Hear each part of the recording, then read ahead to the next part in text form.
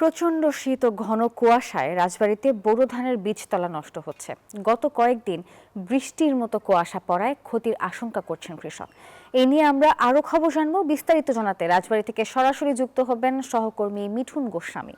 মিঠুন, নিশ্চয়ই শুনতে পাচ্ছেন, জানাবেন বর্তমানে বীজতলার কি অবস্থা দেখছেন, কৃষকরা এ নিয়ে কি বলছেন? ধন্যবাদ আপনাকে।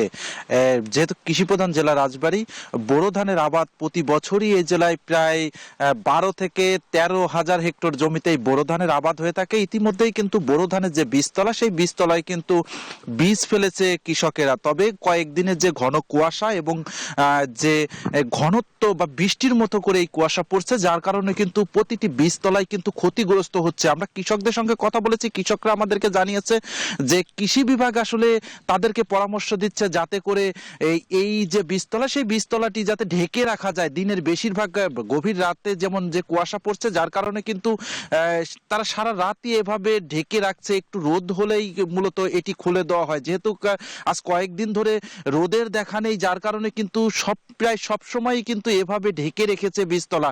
এই বীজতলা এভাবে রাখার কারণে কিন্তু এই বীজতলার কিছুটা ক্ষতিগ্রস্ত হচ্ছে।